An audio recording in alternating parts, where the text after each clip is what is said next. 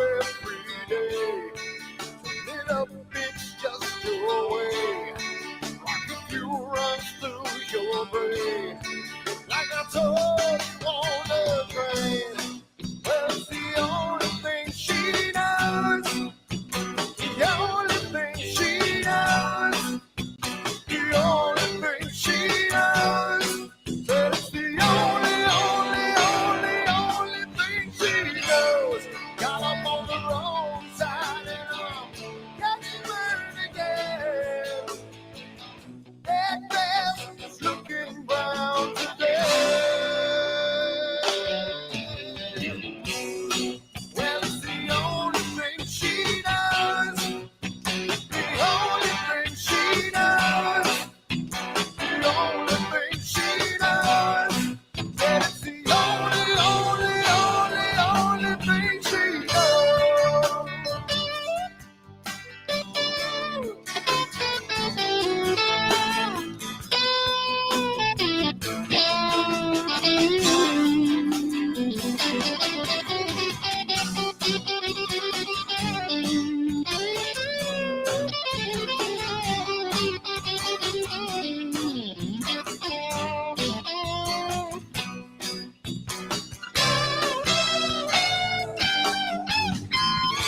I woke up on the wrong side and I'm getting burned again. That grass looking brown today.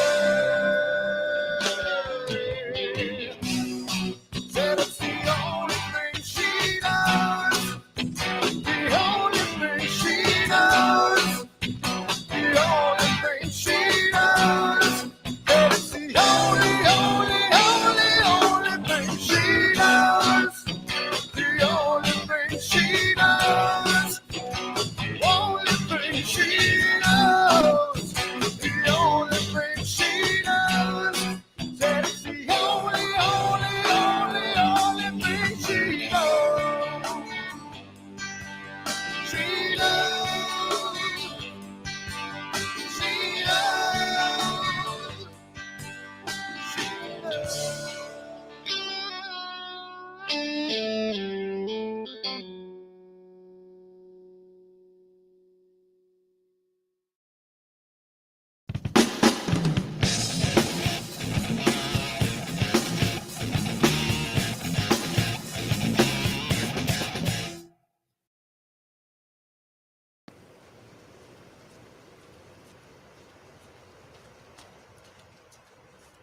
What the hell's wrong with my telescope now?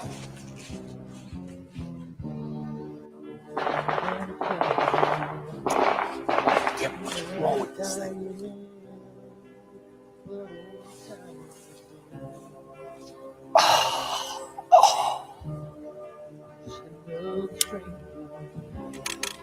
The lost Lone Ranger, can I break this spell?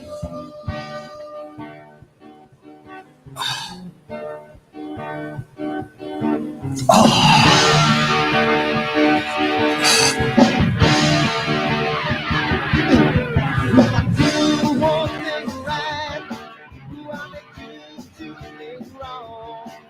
If I want that fine line, I will always take the fall.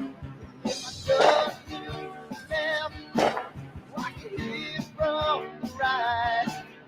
I sleep all day long, then I breathe down through the night.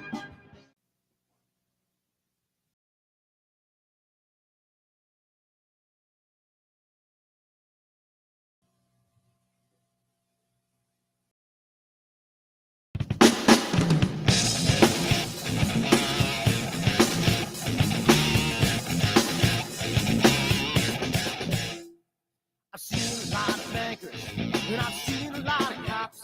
I've seen a lot of lawyers pull out all of the stops. I've seen a lot of children with their parents in their hands. I felt a lot of women who refuse to understand. Well, I don't think I understand why we're making such a fuss. And I don't think I understand what's come of all of us. And I don't think I understand why we take this world for planet. I just want to get right back to Guitar Players Planet.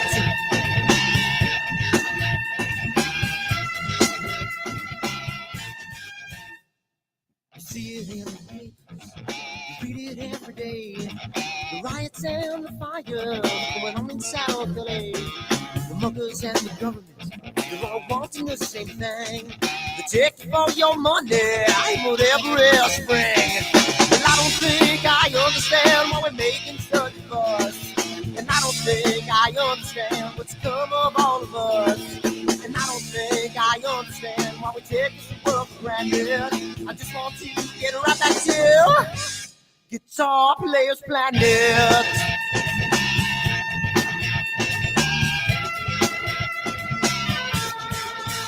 Take me.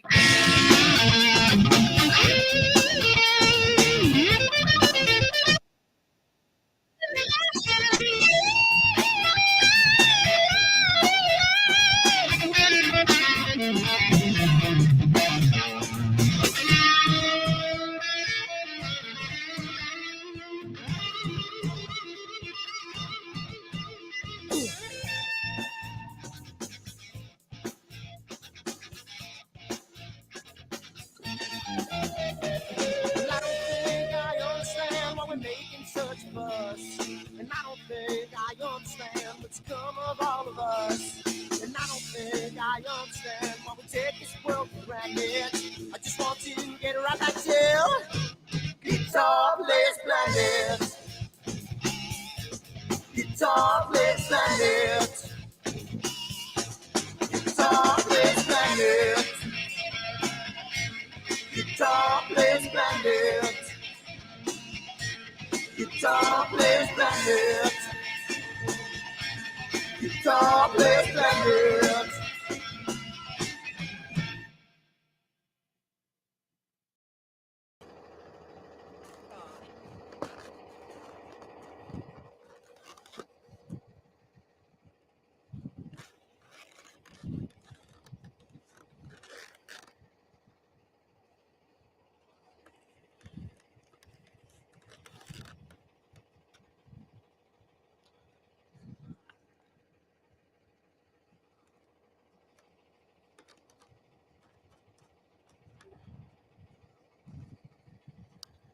It's gotta mean something. It's gotta.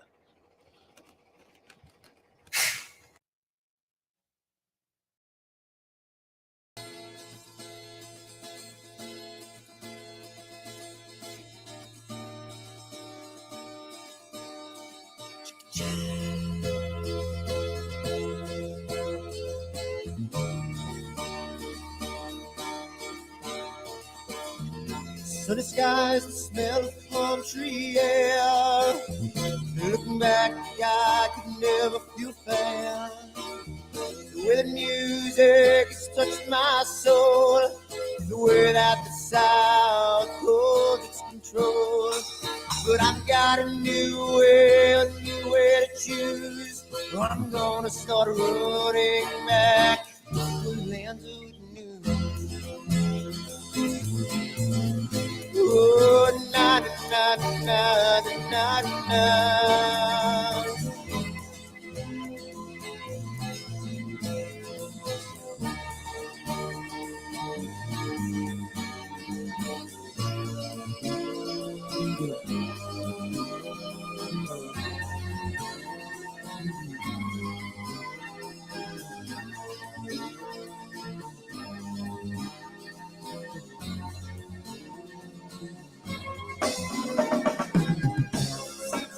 That I have lost my old friend.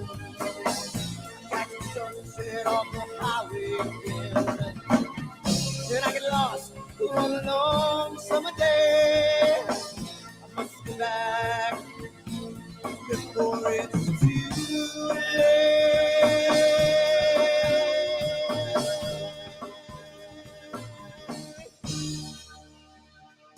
You're afraid, you're feeling alone. Time and space can never unfold. The holidays can ring in your fear. The ghost embrace can only Then I've got a new way, a new way.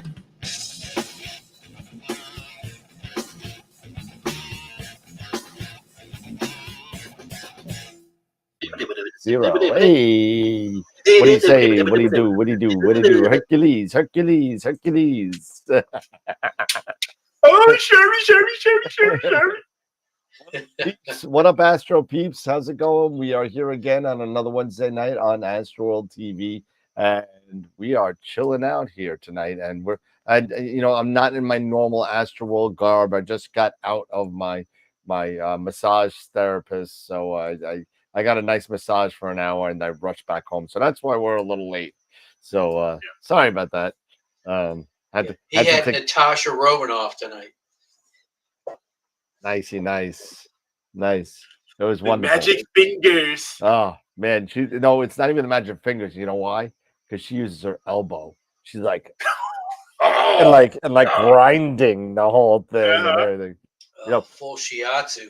Oh, but before we get into anything Astro, what the hell is going on with Edmonton? What is going on? I mean, this series should have been over and done with. Come back. They want to make a statement. They want to come back and say, "Hey, we're forcing Game 6. We're going to win that one, and then we're going, Game 6 back in Edmonton, and then you go back, and say, yes." And there's only one person that I wish they would like break an ankle more than Sidney Crosby, and that's Connor McDavid. So God, so bitter, Dan. So bitter. You know why? I'm just bitter because we don't have anybody as good. We just don't. The Islanders team is just he really is. I mean, youngest captain ever in the NHL. Been freaking a steady, and you know what? And normally, kind of like a Matt Barzal, where he kind of came in with a bang and then kind of let off the gas a little bit, I guess, because he was trying to learn the game, and now he's going forward again. But I mean, Connor McDavid just out of the gate was just like awesome. Yeah, it's good. But anyway, that's my thoughts on that. But anyway, what are you gonna do? So tonight, it's kind of like another potluckish night. I know I have some stuff that I'm actually working on. Oh my god, like I'm actually doing some astrophotography for once. Holy crap, I'm just able to kind of do some stuff. But on a business note, I'm getting ready to make my first order for ASCAR, so I'll be getting ASCAR telescopes in really probably within the next couple of weeks. Nice. I'll be getting my first shipment of Buckeye Stargazer, Batanovs, all that kind of stuff. I put in another one for what else did I place an order for? I got another Wanderer Astro flat panel order coming in, and I just got my next Player One shipment in, and so I'm flush here. So for anybody who cares, I'm flush here with stuff. So feel free to go to the website and do your shopping with me because you'll get it pretty quick. Yeah, there it is. Do your shopping with Dan. There it is. So that's the only plug for the shop I'll do tonight. But tonight, I as you know, I've been working on the Eagle Nebula because I did a little bit I got some older data from 2019. Okay. But because I have all my folders. So the way maybe this is something we can kind of talk about. So like folder organization a little bit because I suck at it. I'll be dead honest with you, but I'm getting better. And how I've been doing it now was doing it by catalog number one, whatever image it is, and then yearly folders underneath that. So I would have 2019, 2020, 21, 22, and so on and so forth. Because sometimes you go back to that image and you kind of go back to it, and maybe some of the stuff is usable to kind of put into whatever object you're doing. Like, I mean, 2019, I have M16 with a 127, which actually the one that I think Dave's shooting with. That maybe no, Dave, you bought my scope like 3 years ago? something like that. 3 years? 2. I think it's 2 years Two, ago. 2 years, 2 years ago. Yeah. So the 2019 was the silver tube 127 that I had, not the carbon fiber. So you know, that's been that was a fun scope to do, except it was as long as like 2 stickball bats put together. It was like, you know, super kind of crazy long, but it was a lot of fun, and maybe you could use it adding all the projects together, depending on how quality. Just, you know, if you're going to do stuff like that, just remember that you know, keep your calibrated files, because I bet you threw out those flats 6 years ago. So so just keep the calibrated images, you know, keep that calibrated folder. How's it going, Corin? What's up, Chris? What's up, Corin? You got Chris in Yeah, I there. usually keep my all my masters. Yeah, the master flats. And what I do, what I kind of do is each session. So yeah, exactly. So what I would do is I would make a dark and flat, whatever, bias library, right? I would keep my masters there, but whenever I use them for a project, I would keep those master flats in that project file folder as well. And then so you'll never lose them. So you'll always have them. But yeah, we were talking before. What were we say before we came back on this?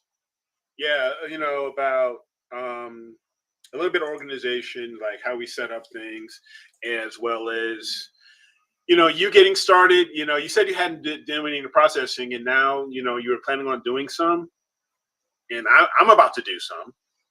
Yep. You know, I mean, I'm going through my stuff, and you were going to show what you were working on. You wanted to, you know, maybe share that. And yeah, I can share it. I really don't have much to show yet, because it's only, I don't even know how many. We can find out. I can show you how to find that. But this is right out of the stack here. That's right out of the stack. nice. So that's the Eagle Nebula, obviously, M16. And if we, I think I saved this the way I wanted to save it. Where's the it's on the other side of the screen. There we go. And then and of course it's not there. So let me go back in and file, open the master before I kind of did everything. Oh, look at the pictures. Yeah, I got all these pictures here. So Pixin's where is it? Best repetition.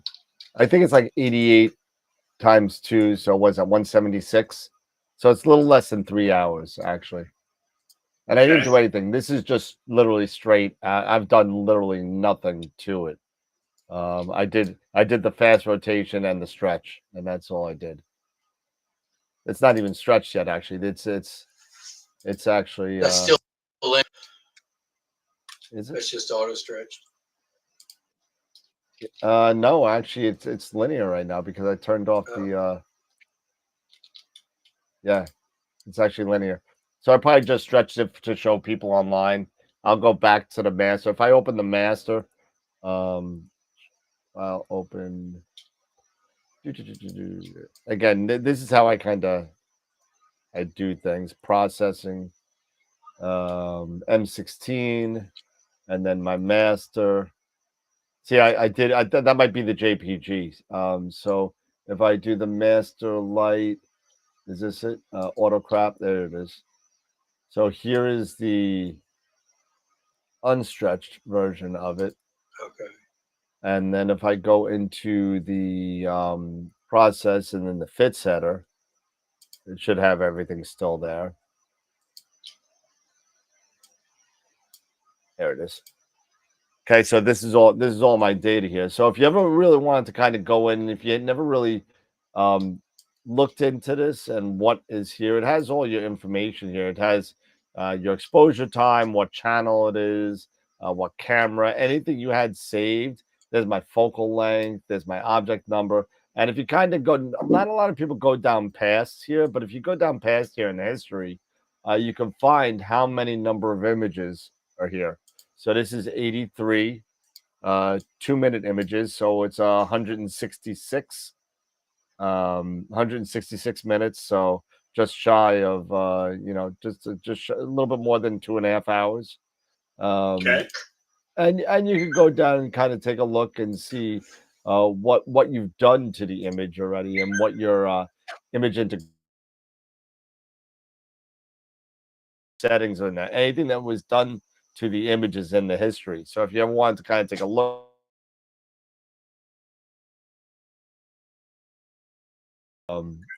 But and then that's really it. If I just do the quick stretch on it, there you go. That's where we're at. So I think I got some decent decent stuff to work with on here. Again, this is just the HA. I mean, the stars look pretty decent. Yeah, no blur X, no nothing. But yeah, the stars look decent. Yeah, the stars look good.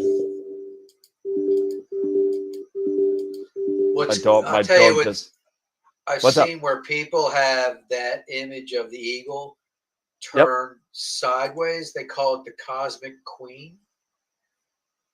And you can almost see like a face with like it looks like a woman's face and like a crown on top. Fast. Let's see. Let's do a fast rotation here.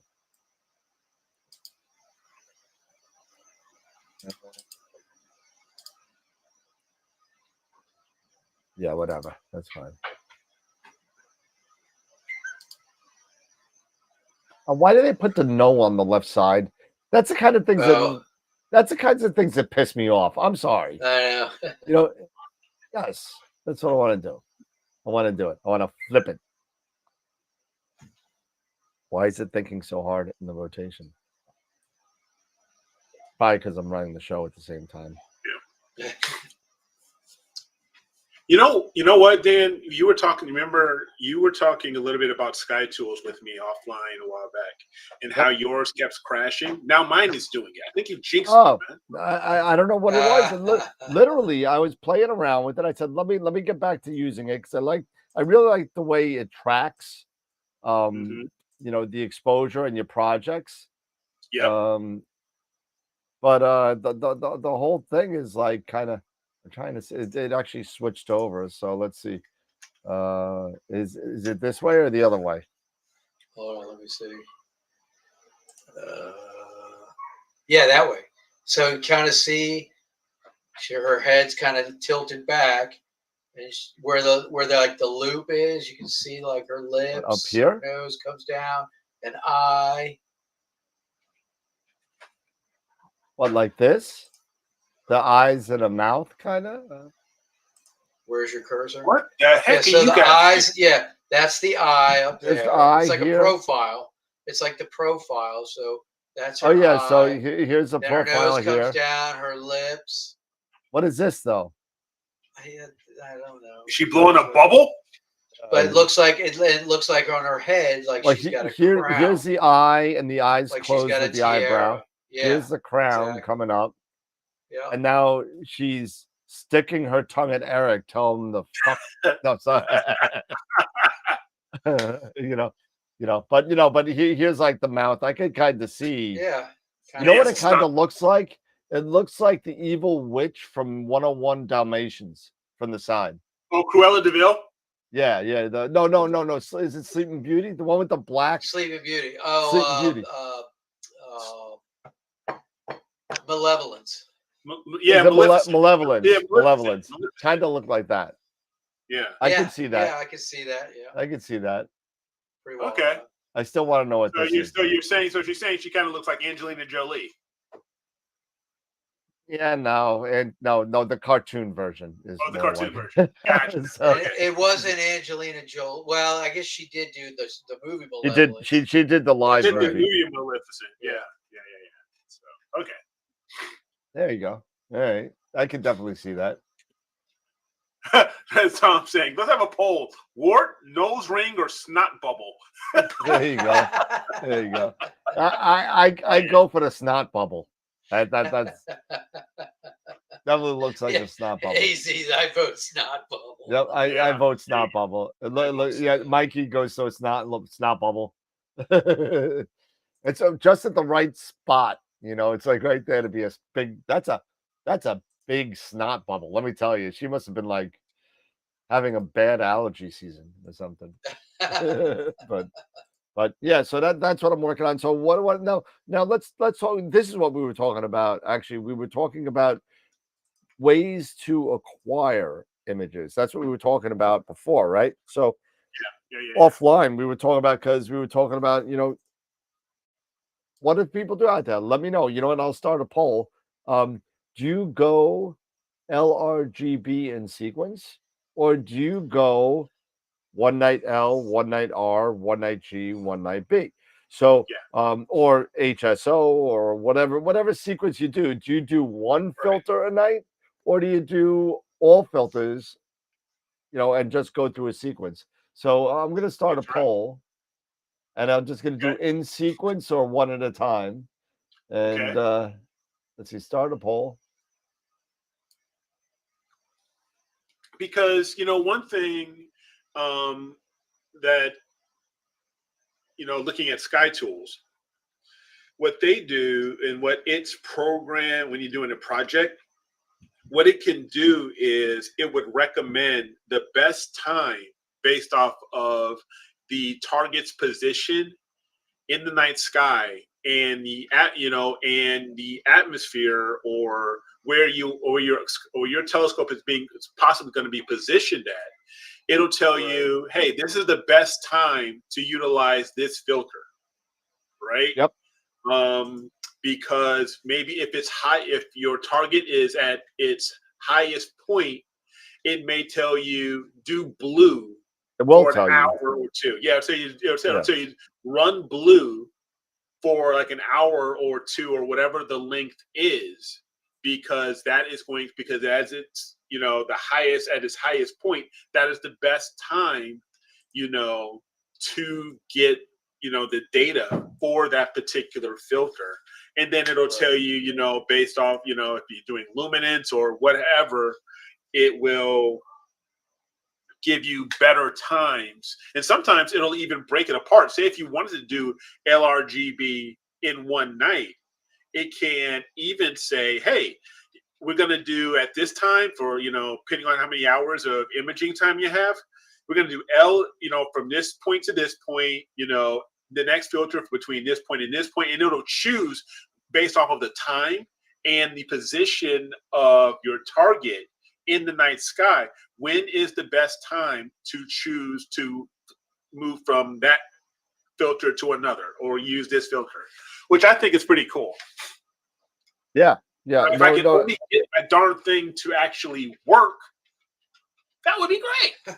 Because now it stopped working. Yeah. So I mean, it's one of those things where you like, it's more like, I'm more of a a one per night kind of thing, because I don't even stack my images until I get like, not that I've done anything. I mean, this is gonna be the first thing in 8 months that I'm actually gonna be doing. I'm literally, I've been a lot dealing with the store, and I made that a priority.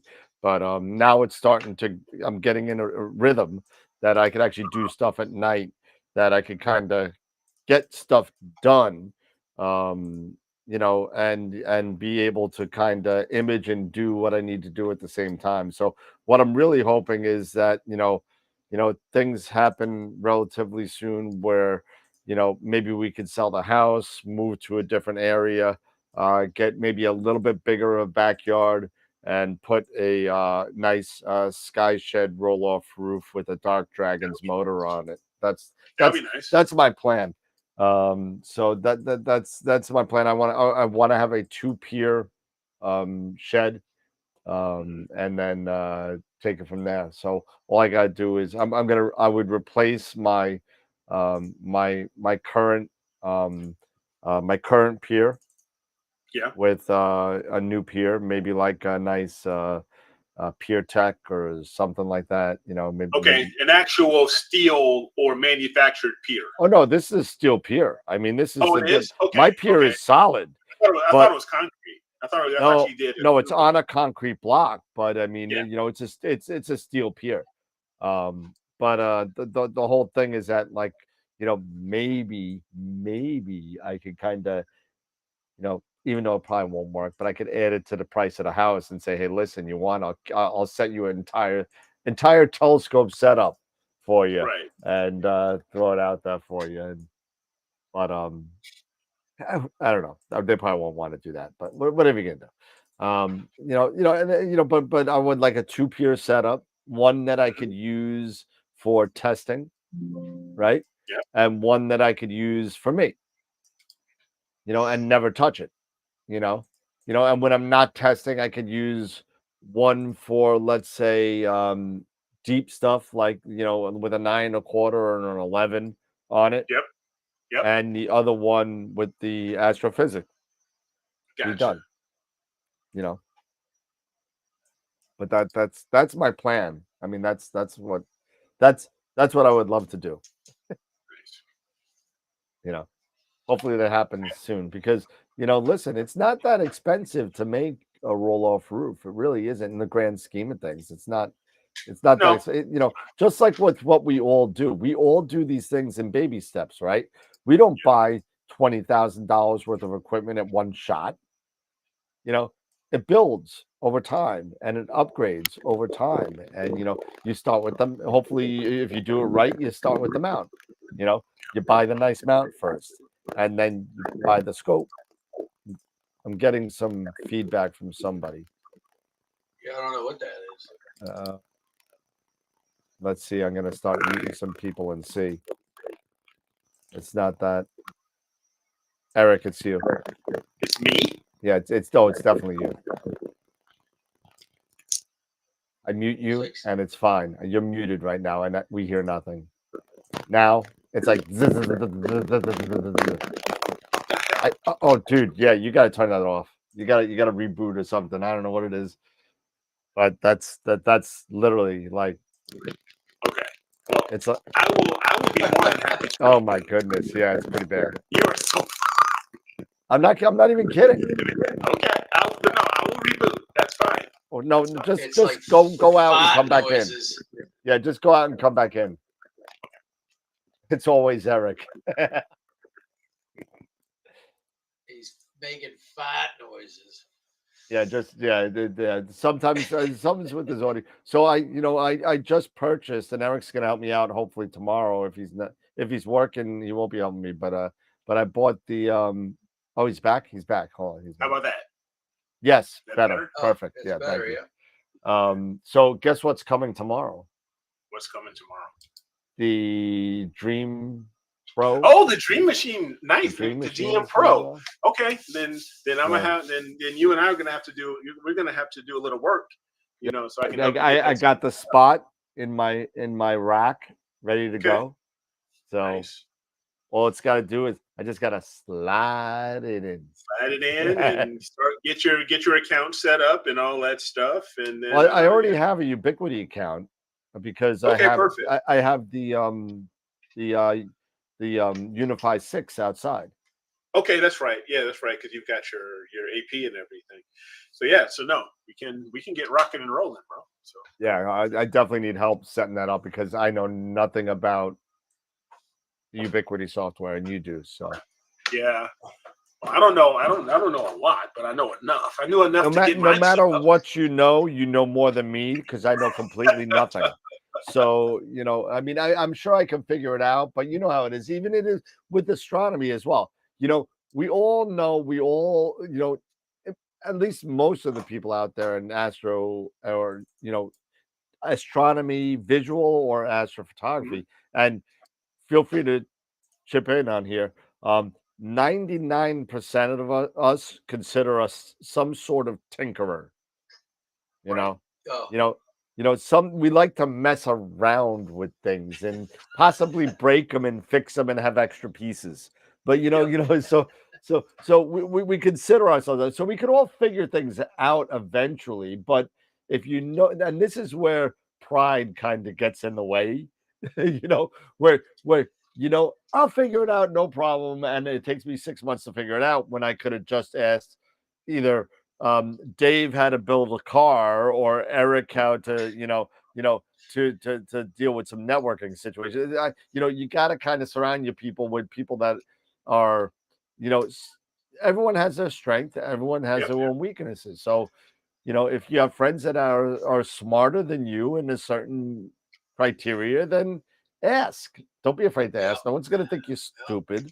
Remember, from the all famous South Park quote that I could ever think of, there are no stupid questions, only stupid people. So, think about that for a second. Just ask the question. The only question that is dumb is the question you don't ask. So that's true. Exactly. That is very true. So hopefully I'll have a decent network running, and then I'll start. Of course, I'm going to do all this work in the network over the next 6 months and add APs all over the freaking house and cameras and everything. And by the time I'm done, the house will go on the market. Watch. Watch. That's exactly what's going to happen. I'm going to call it. But then that would mean that you're moving to a darker sky area. Absolutely. You're gonna be able to get yourself a sky pond. No, don't want it. No? I want to roll off. That's what I want. You want to roll off shed. Then get a sky shed roll off. That's what I'm doing. That's what I'm gonna do. I'm gonna get the plans from what's From his Wayne. name? From Wayne. Yep. Get the plans from him. Call up Jeff and Jeff over at Dark Dragons. Have him send me the stuff to do that. Yeah. And that's it. And I'll get the hangable the dragon light. I'll get that. Yep. And then I'll have flat panels and everything, and it'll be cool. It'll be cool. And nice. then the thing that stuck with me was when I went up to Canada to visit with Ron and Sean last year. The thing that stuck to me was when I was staying over Ron's house for a couple of nights, and and he's telling me of the, right? yeah, he's got a shed, and it's got a warm room and everything, and a little studio, that kind of stuff. So if you see him doing the actually, that's not true. I'm lying. Forget it. Forget what I was going to say. But what he told me, and it makes complete sense. He was able to acquire like 3 times the amount of data that he has gotten in years before when he finally had a fully automated roll-off roof and a sequencer with a cloud system that while he was sleeping at 2:00 in the morning, if it was clear, it would open up and continue with whatever object it's set for, and then close in the morning. And he'd have the cloud sensor outside, and if it's cloudy when he went to bed, if it would clear up while he's sleeping, he just kept that play button on, and when it cleared, it would open up the shed and start imaging, and then close up the shed if it got cloudy again. Yeah. And so he was able to acquire so much more data because of that, the amount of data he gets, I mean, it's amazing what he could get in such a short period of time. And even in New York, you know how it is in New York, and even the rest of the US, it's the same crap. You go to bed, it's cloudy, and then you hear the next night, 2:00 in the morning, it cleared up. And you're like, oh wow, I just lost 4 hours of data or whatever, where you could have gotten if you had that full, complete automation. So exactly. But that's where I want to be probably by 2 or 3 years, at the most. That's my goal.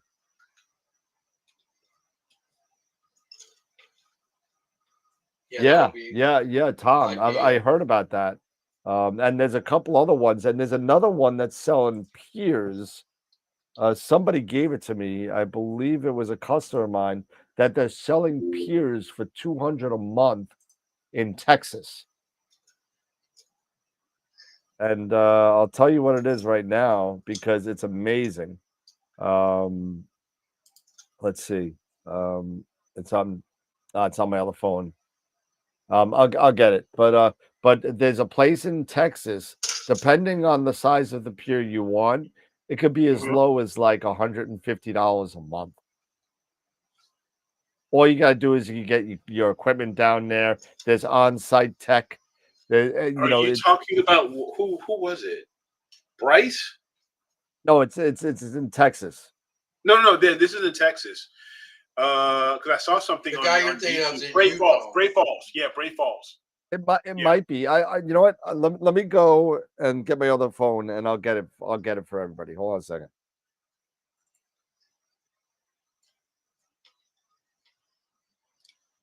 Bray Falls, yeah. Yeah, Bray Falls. Ooh, what happened to that guy? You eating the popcorn without me? Brady, Texas. Oh my goodness. But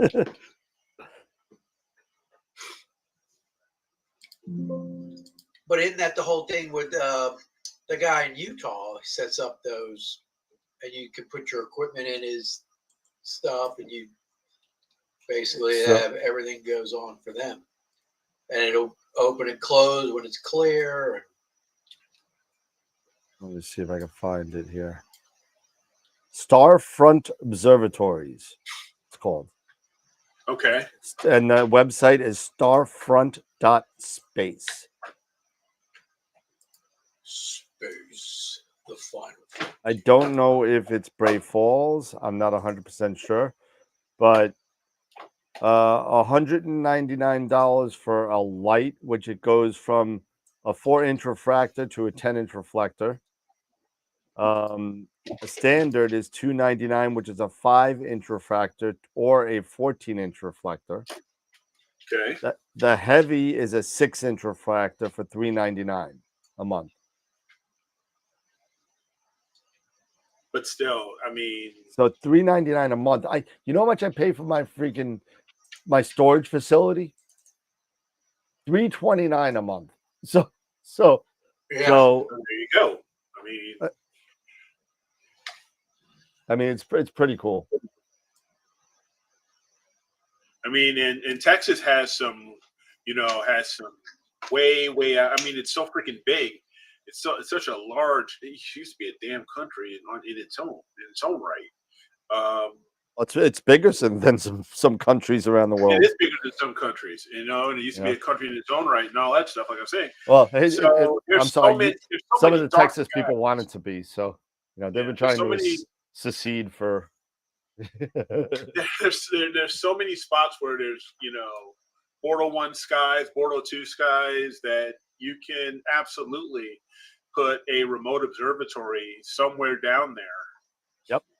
For relatively inexpensive, and if you have something that's that is somebody's already doing it, say, hey, $200 and you just bring your equipment down and we'll get you set up. And it's on-site tech support 24/7. Yeah. So they got 1 gigabyte per second fiber.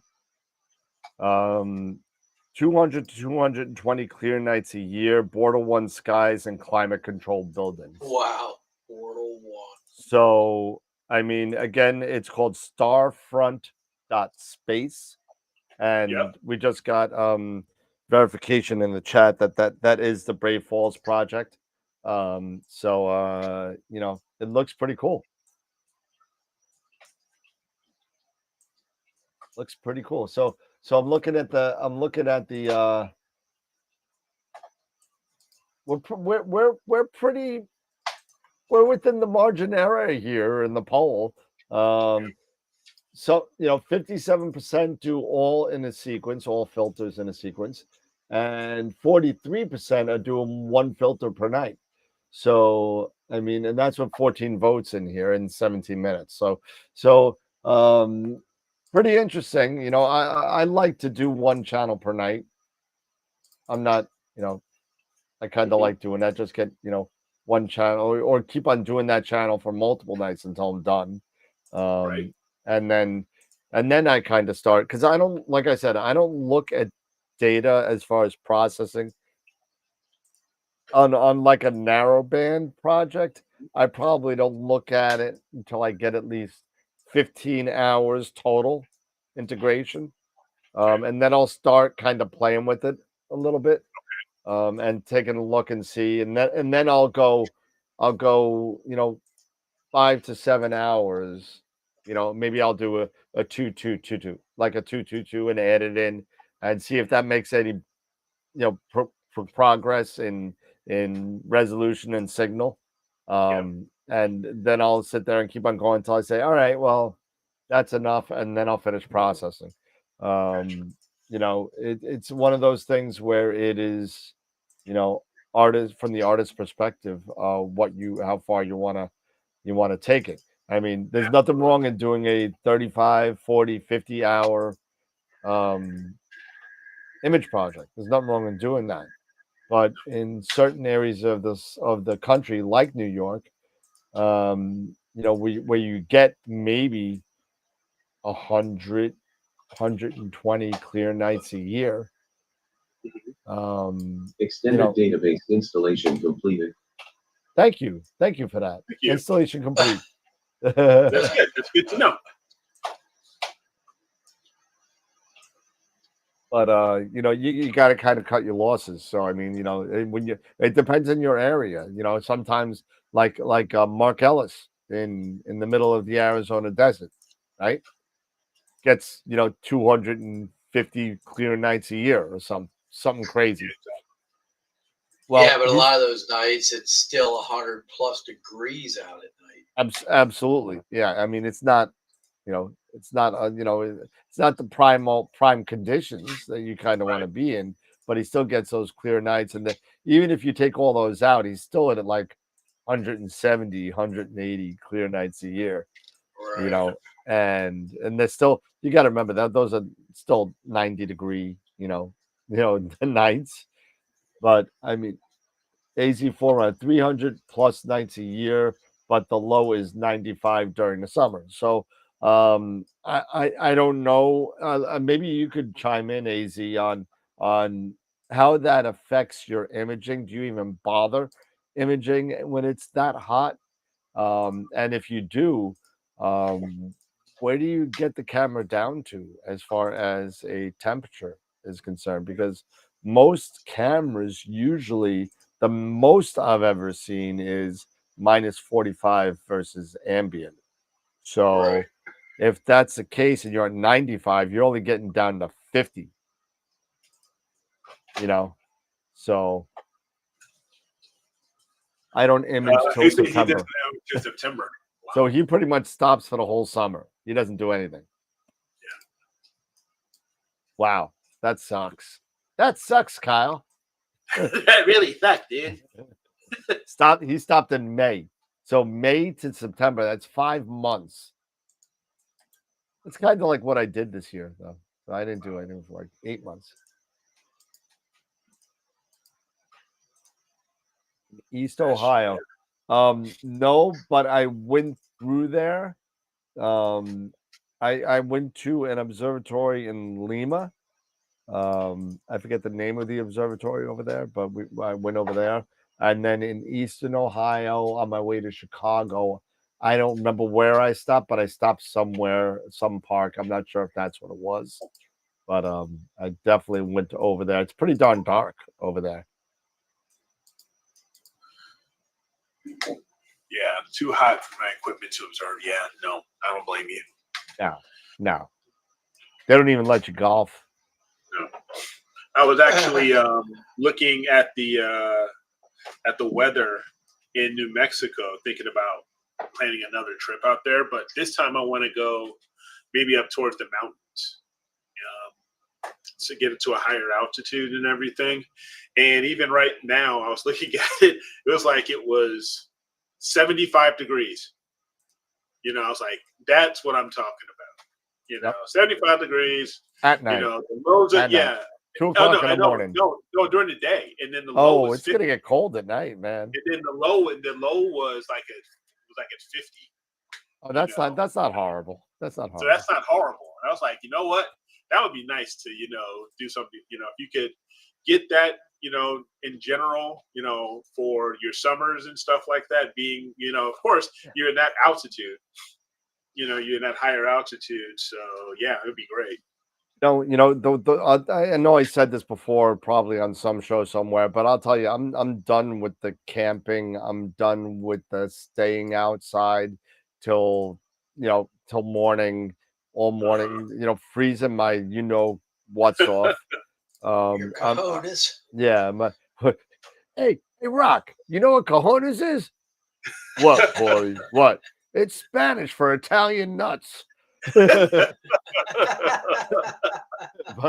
I'm done with that because and I know I told the story before, but what the last Starfest that I went to in Canada, and that was in August. So I wasn't, for those of you that go, oh, it's Canada, it's cold. It was August. Okay, it wasn't cold. It was marginally colder than New York in August, so it's not that bad. So I'm sitting there with Sean Nielsen, and he's got his AstroWorld with his Gear 60 little thing, and said, "Oh yeah, we'll image all night. It'll be cool." It was cool, all right.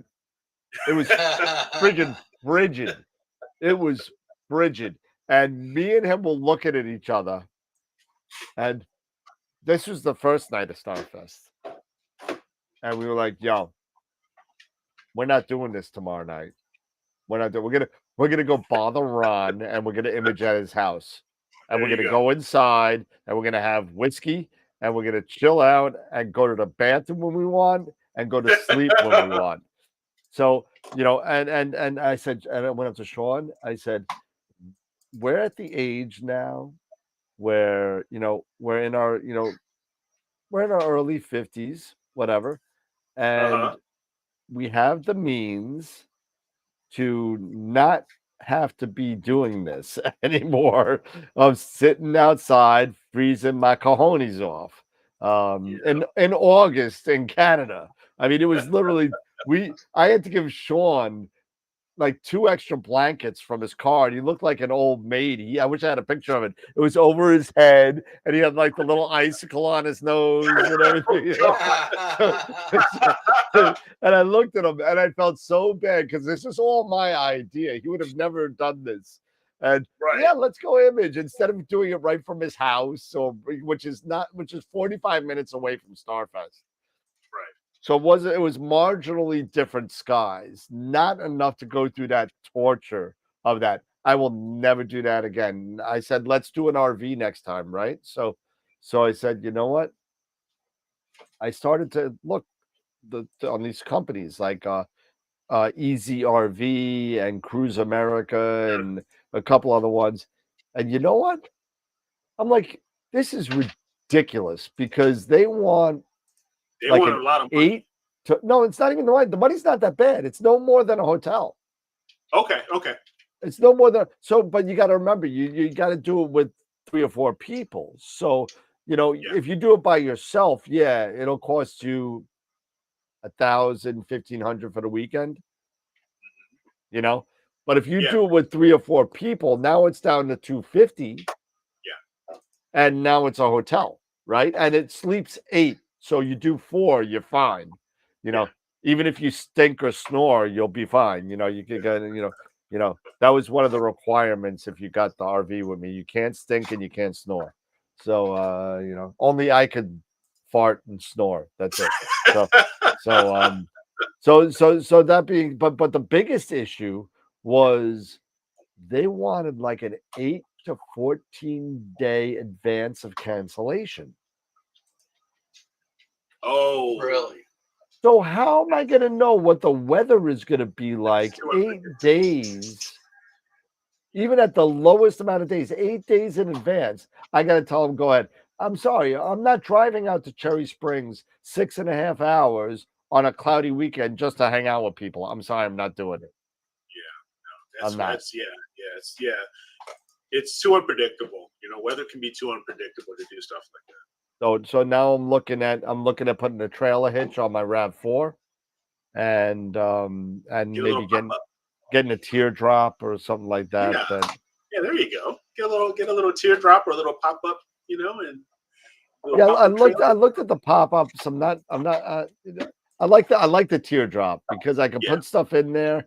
Not the Trevor Jones teardrop that costs like $100,000, but 20, a 30. Lightweight teardrop. What's that? A lightweight teardrop, like an R-Pod. Yeah, exactly. Molly has a really nice one. Yeah, exactly. Molly's got the smaller version of the tab. It's a Tab 200, I think it is. If you look up teardrop Tab 200, I think that's the one she has. The 400, I think, is the one that Trevor has, which is it fits him, his wife, the dog, scopes. It's got everything. But and then that's a guess, so don't quote me on that. I think that's what he has. But the teardrops could go anywhere from 10, 12K to the sky's the limit, really. I mean, you could kind of go crazy. Yeah, but the base models aren't that expensive, No, but if they're brand new, they're still $8,000 to $10,000 for the good ones. But I mean, that's not bad for the convenience of taking that to a star party or to Cherry Springs or anywhere else. And it's got heat and a table and a fridge. Exactly. Yeah. So that's all I need. Somewhere to put the beer and somewhere to sleep. That's all I need. That's it. I hear you. My wife, maybe that's a little something different. She needs a little more. She needs like a spa and all that. So she might stay at the Millstream Inn and I'll stay, in the Tab. So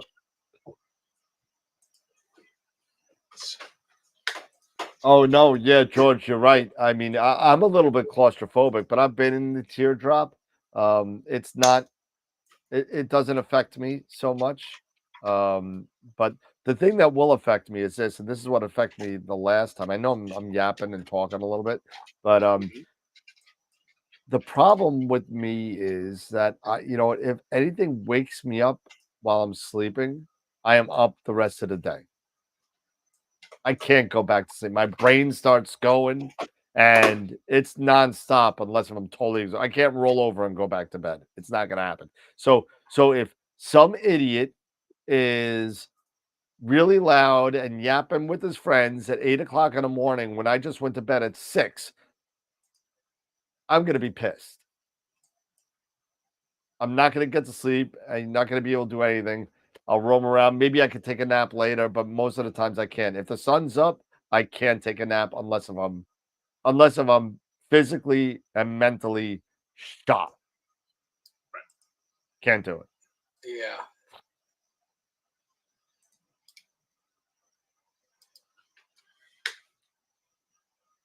Yeah, Bob, I'm the same way. So I don't know. There are pros and cons to that because I know people I know people that go to star parties that go to bed at like midnight, and then more about it, the camping experience and the daytime talks and which is all great. Great. I've been going to Cherry Springs for 20 years. I guarantee you, I won a whole bunch of stuff that I don't even know because I never went to the raffles because I was sleeping through it. Never went to it.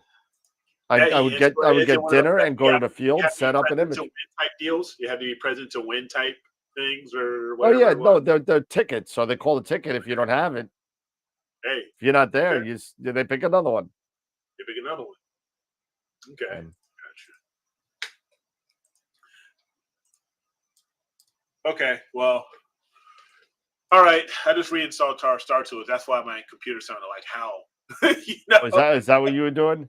Yeah, that's what I'm doing. So now it's working. That's one of the programs that likes to talk to you. I should have known better. Yeah, installation complete.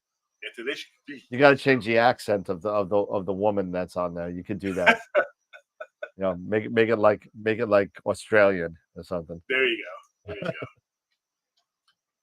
So yeah, so me working on the Iris Nebula with the Edge 8 and the 533, it gets really, like I said, I love it because it gets you so deep in and so close. But the 533 is really cool because it seems it's so much easier to do mosaics with it because you have that square sensor. So the overlap and stuff is a lot easier, but I don't know if I'm ready to go down the mosaic path yet, even though I have APP and it's probably the best stacking tool to do, a mosaic, but I'm not ready to go down there yet. And acquiring mosaics, Nina makes it a snap too. It does. Yeah, Nina, it does all that. It makes it really, really nice. You just choose, because it already has your information for your camera. You just choose how many tiles you want. It frames it all up, how much overlap you want. Usually the best overlap number is probably, I wouldn't say the best, but I wouldn't go lower than 15% overlap. Maybe I wouldn't go under that. Maybe you can do 10%, but I wouldn't go any lower than that as far as overlap, me personally. But like I said, I've never tried it yet, so it's probably one of those goals that I'll have to set up. Yeah, Chris I can't remember did what their 16 default channel is. last year. Wow. What was that? I want to say their default is 10%. The default's 10? Okay. For what, Nina? I think it's, yeah. Yeah, Nina's 10 for mosaic is 10. Yeah. Okay.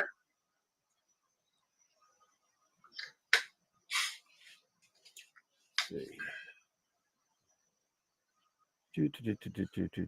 Wilfredo says, I completed my first one last December using the ASI Air Plus. Okay. Yeah, the ASI, you know what? The ASI Air has made some good improvements on a lot of stuff too. Especially when it comes to doing mosaics and a lot of other things. So, yeah, and you can just easily stitch it together. So, Westwood Driveway Observatory said he did a lot of mosaics with the 533 with a 20% overlap. So overlap, yeah. Okay. It's just so much easier doing it. I think, in my opinion, it's so much easier doing a mosaic with the 533 because it has the square sensor. So it's easier to stitch it together. Yeah, you whatever. I know. So now with 22 votes, we're at 59% all in the sequence and 41% one in the night, one filter per night. So okay.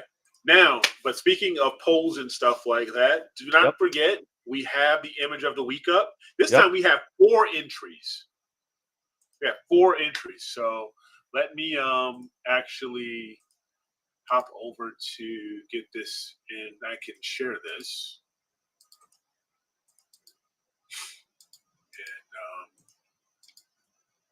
And just go to the website here. Really, George, you bought a Class A and you can't sleep. Class A's are nice. I like Class A's. I was thinking about getting that too. Class A's are nice. They're expensive, but it's expensive. Like driving a bus. But it costs a little bit more than a car. Depending on how much depending on what that's you a really expensive car. You can go up to 100,000 on it, but I mean, you can get one for like 40, 50. You can find some. Robin and I were even thinking about looking at a Class C, which is slightly smaller. The Class C's are a little bit smaller. And those are about, they can get as low as 40,000, maybe up to 70 or 80,000 up. But we were looking at something like that. But I think we're going to stick with our 5th wheel. So you know what? I just saw Norm's comment on that. Can't even compete with those types of images. And that goes back to something that we were talking about, like maybe in April, about changing the image of the week to 2 different tiers. So people wouldn't be turned off by or scared, or not scared, but thinking they would never win, so they don't even turn it in anyway. You know, to open it up to a different level of images. So maybe like an intermediate and a pro, and you would have to tell us which one you were going into, and we kind of, if you say intermediate and you're really a pro, we're gonna push you into pro. You know, so you know, if Dave sends, or Dr. Greg sends one in and says, I want to put this in for intermediate, no, that ain't not happening. happening. Greg, You're gonna, that ain't not happening. happening. You know, so hey, that ain't happening, bro. you know, I'm intermediate. you know, no, we'll just call it intermediate and advanced, okay, and then maybe not pro. We'll make it advanced. Yeah, you know, it'd be like Jedi, Master Imager and Padawan Imager. Hey, I'm okay with that. I'm okay with that. Greg is the master, but Greg, you know, he gets those dark skies. Yeah. Hey, listen, you know what? We could talk about dark skies, and we could talk about this. This could be a kind of thing. Is it the driver or the car? You know, the kind of thing. That's true. You know, so you could have the darkest skies in the world and just suck at processing. And, you know, I could be in Bortle 9 skies, and maybe because my processing skills are better than somebody else's, my data looks better than a Bortle 1 sky. Right. You know, it's possible. So you got to kind of not only know how to use your equipment, but how to use your software as well. Just like you know how to drive a car, but how a car reacts under different situations. So, you know, you got to kind of know everything. So you could do OSC and mono too, Mike. We could do that as well. Yeah, we can definitely, you know, that may not be a bad idea if you break it up in monochrome, because would you consider monochrome a bit more more advanced versus a one-shot color, you know, being more novice / intermediate? I hate to say that, but you're probably right. I mean, most people start with color and end up morphing into mono, I guess. I mean, that's what I did. That's what a lot of people do. And then they realize that, you know, at least at this point still, I mean, sooner or later we won't be able to say this, but the resolution and the definition of mono definitely still supersede the color sensor, as far as I'm concerned. At least that's what I see. But, you know, that's why a lot of people start with the color, because of the price point, number one. Yeah, that's you know, it's more cheaper. budget friendly for sure. It's slightly cheaper. Yeah. Not by much, but yeah.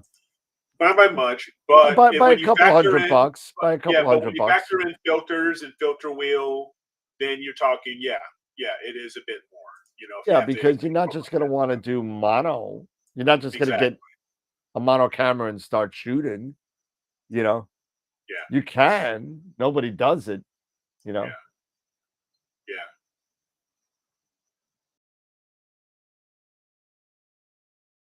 So, hey, let's do a poll then. Dan, do a poll then. Yeah. What would you rather have if we did, if we made a change to the image of the week contest?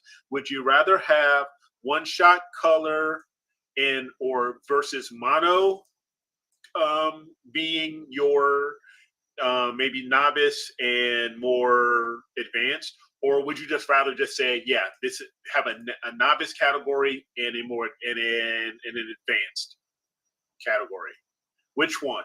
So either one shot color mono or novice in advance. And then from there we can maybe figure out, all right, we will choose how to separate it, stuff like that. There you go. It's up. Cool.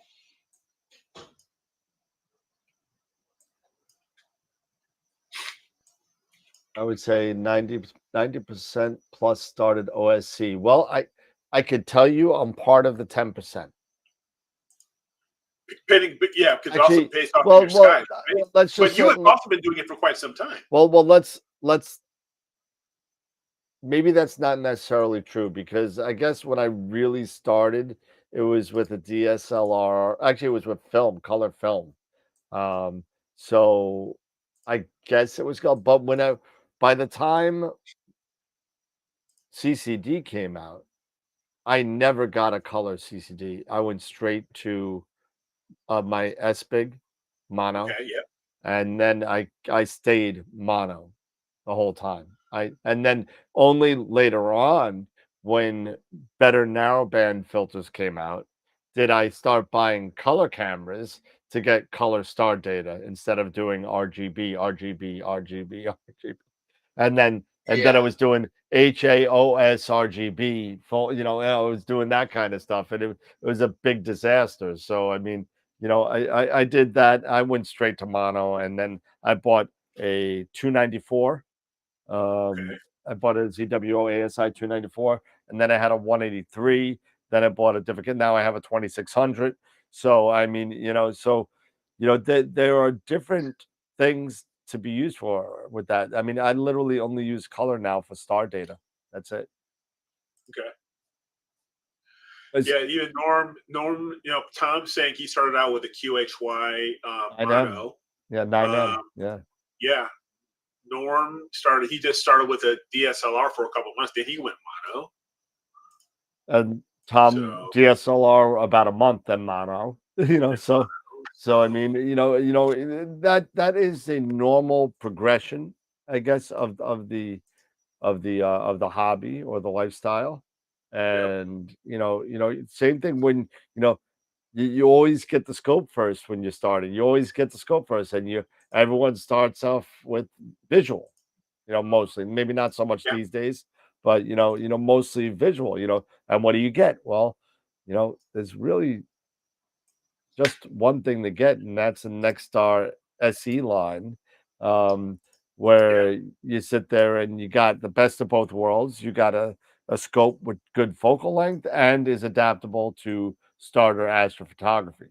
So, yes, but as you know on the show, we poo-poo that a little bit because we'll tell you flat out, if you're going to start astrophotography, don't start learning with a Schmidt. It's not as forgiving. It's Right.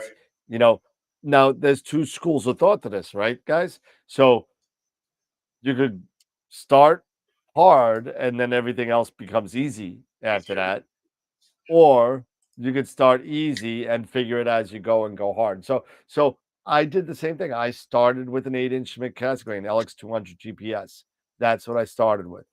Um, and I went back and forth. So I mean, and then I went. Now I'm just a refractor guy. Now I know refractors. Now I know them well. Now I'm thinking either I spoke about it last show, right? What do you do? Do I want to test these crappy light polluted skies with a fast reflector, or go long with an F10, 9.25 or an 8 edge and go that way? I'm still on the fence on that. I'm still not sure. I'm gonna make a move. Yeah, I don't know what the move is gonna be, but right, right. I'm leaning a little bit towards the Quattro, a little bit that way. Right. Really? Okay, Yeah, okay, I'm thinking, I'm thinking it's gonna be better for my conditions, okay. to do that. I don't have to go crazy with the stupid, expensive batter, special, fast filters because I'll be at F4. Yep, Um, yep. True. so, yeah, I'll have to deal with collimation, but I did that before. It's not an issue. Uh, Collimation on a reflector isn't that bad, especially if you have On a Newtonian, it's not that bad. no, yeah, it's especially on not the bad. Newtonian, especially if you have like say a laser collimator Yep. that you set up, and maybe it was if you do an initial star test before you even do collimation, you do an initial Yeah. star test to see how round and see how things look as far as a star test to see how things look.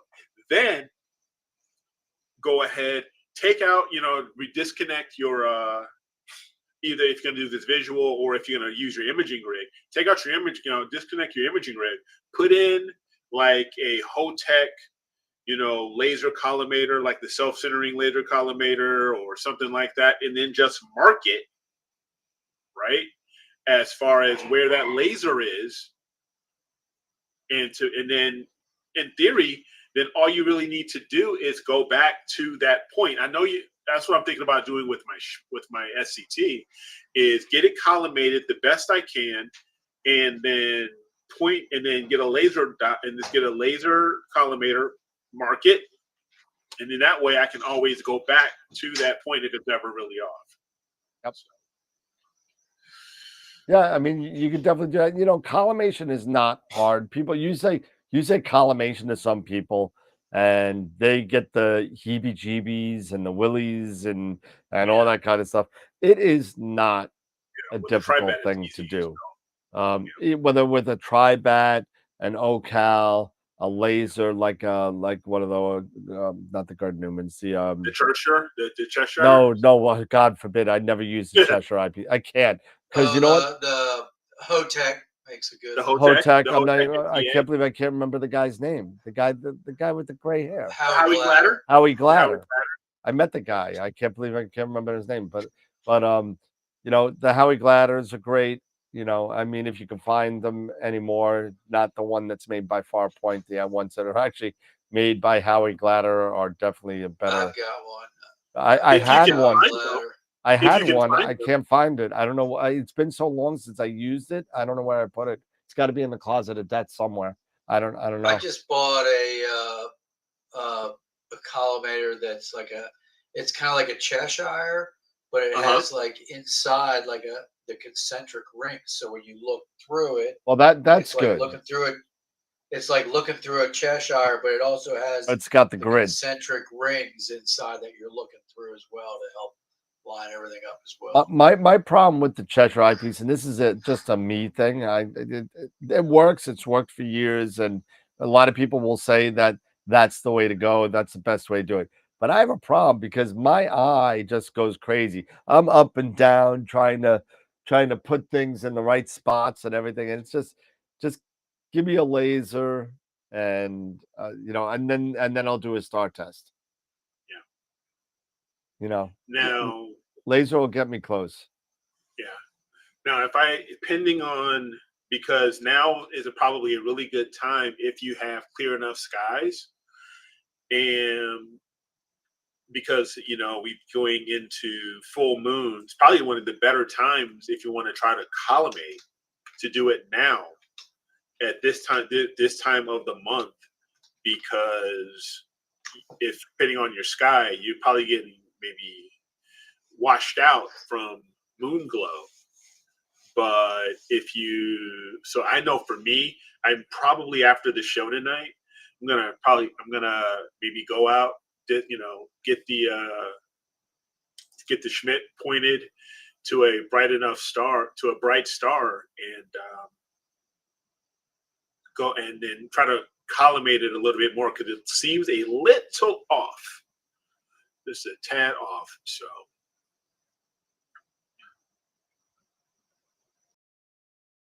what's the deal with Farpoint? I've been getting emails like crazy for them for the last 2 weeks. Yeah, I've been getting them. I've been getting that wheelie bar, the heavy duty wheelie bar email from them like every other day. If somebody's looking for a wheelie bar, I'm going to sell mine because I don't need it anymore. I've got if somebody's in my area and they want to buy a wheelie bar for like $150, get it out of my garage. There you go. And it's got solid, and it's got the solid the tires. Oh, the tires. Yeah, it's got the solid tires and everything. So solid treaded tires and all that stuff. Solid tires like the Flintstones, or solid tires? Yeah, like the Flintstones. That's it. The rock tires. You got the rock tires. I don't know what's up with Farpoint. I don't think anything in particularly is up with Farpoint. I don't know. But I've been getting the same email. I'm on their email list too, so I get the same thing. I just keep on erasing them. I don't buy a lot of Farpoint stuff. I haven't bought a lot of stuff from Farpoint in a long time. What I used to do, I did buy a Schmidt dovetail, like a Losmandi dovetail. I did buy that from them, and I bought my Tribat from them. But that's really all I ever bought from them. Yeah. I No, started hearing they were the leaders with all that for a while, like those the collimators, the Batonov and the Tribots, even the Fast Star or the Hyperstar Tribats. So they were the ones to sell a lot of them. That's why I'm happy that Buckeye Stargazer started coming out with all of them. So pretty cool. It's nice that a lot of people, and I'm picking up these. So I didn't know this. I didn't know that Starfield sells dew straps. And a couple of things with the dew straps that they sell. You know how like a lot of the dew straps have the wire, the cable, the RCA cable that goes out into your dew controller. It's all in line. So you got strap and then cable. And then what happens when you pull the cable around and into your dew controller? Does it like pull the dew strap it kind of like pulls part of the dew strap out a little bit. So the Starfield dew straps, actually the wire comes out the side of the dew strap instead of the inline, so it doesn't pull out of it. And it's also Canadian tested. So if you're really I was talking to Steve Malia today, and he said when he first got his first shipment of dew heaters and the parts, and he put it all together, and what he did, he took it in the middle of February and threw them in his backyard to see what would happen to the wires, because he tested these wires for 2 straight days of -15 degrees Celsius winter in Canada, and the wires didn't bend, they didn't get hard, they didn't break. So that's a really good thing with those. So it's cold tested. So there you go. Cold tested. And you don't do a lot of emails. So is that telling me that you want more, or is that a good thing that I don't do emails? Or should I just do more blasts? Should I do more blasts? Should I not do more blasts? Let me know. But as far as the poll is concerned, we have only 13 votes in the poll. We got 26 people watching. So come on then, guys. Come on. Let's vote on the poll. We're at 69. We're at 69 to 31 in favor of novice or advanced. Okay. So we got 27 people watching, only 17 thumbs up. Wow. Smash, baby, smash. Well, just remember that 3 of those people are probably us. So yeah, that's true. 3 of those people are us. So definitely don't count 3. So well, no, it should be 3 more. So we all should have freaking thumbs up ourselves. So Oh yeah. I was talking maybe about the poll, but both thumbs up poll. Let's see, what are we at now? We're at 19 people. 19 people give us a thumbs up. So we're at 14 votes. We're at 73-27 now. Novice advanced. Okay. So it looks like novice advanced is gonna take away with it. Maybe a little more. What you doing? 1 a month. Well, my social media calendar says once a week, and yeah, it's probably turns out to be once a month. so I should probably do like at least where I want to get to is 2 a month with 1 more that's just a newsletter with information. That's where I want to get to. I just gotta have the time to do it. To be dead honest with you, I just gotta have the time to do it.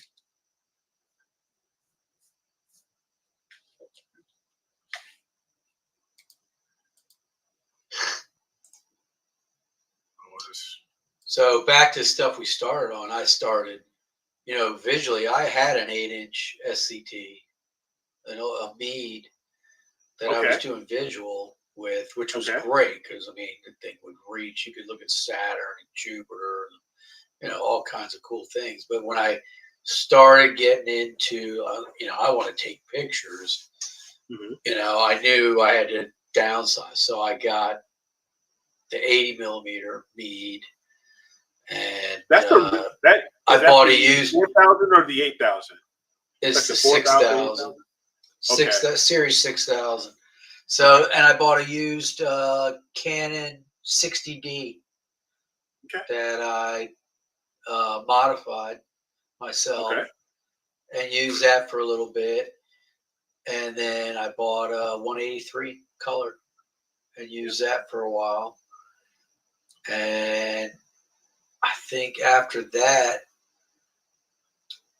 I got the 294 color, and then I went to mono, and I've never touched my color camera since. Yeah, that's very similar to me because I had the orange tube 8-inch Schmidt, the Nexstar 8SE. Yeah, and I played around with that a little bit with because I bought a used Canon T3, which is like the 1100D. And that was cool. And then I discovered William Optic from Trevor Jones. Him getting William Optics, couple William Optics telescopes back in the day. So I got the GT71. So I got that, the GT71 Apo, and the 183 MC. And the 183 is a great camera too. It is outside of the amp glow. Yeah. I freaked out the first time because I didn't know that. I didn't understand amp glow, and I was like, "What the heck is wrong with my camera?" Like, what is going on here? It's my first time out, and my camera's broken. And then people explain to me, "No, it's amp glow. It's the circuitry. It's causing this and stuff like that." So then I had that, and then I got the 294, just like you. So I went down the 294 path with it, and eventually got a couple more telescopes, and eventually I got the 294 mono, and I don't think I was ready for monochrome full time, but I did get some pretty cool images out of it. I just couldn't handle that the flats doing narrowband. The narrowband flats looking like, looking the way they did. And then I got the 533 mono and the 2600 mono. Yeah, and I haven't looked back ever since. So I haven't looked back since. But I still got the 533 color.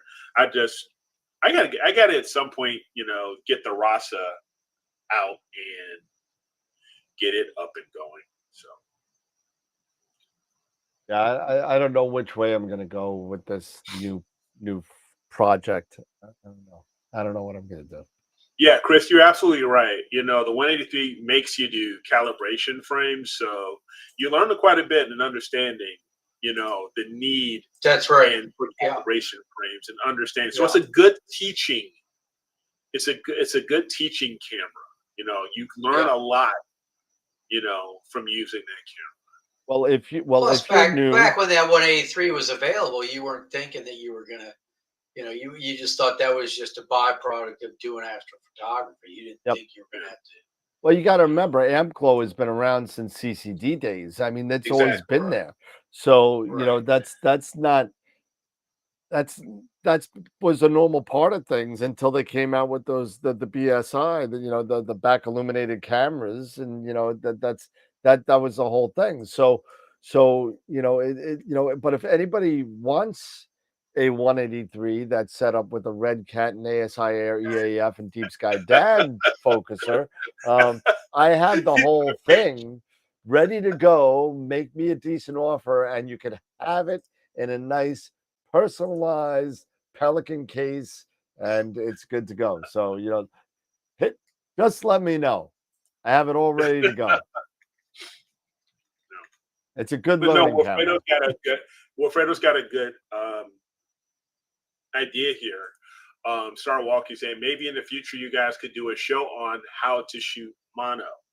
Sure. And absolutely. And I mean, we're getting close towards the end of the show now, but no, that's definitely something maybe we can even do this Friday. Is we can go through the steps, on shooting mono and stuff like that. So that's definitely a good idea. Maybe we can do that this Friday. Let's see what the weather's like. Wednesday, Thursday, Friday sucks for me. How is it for you? Yeah. Yeah.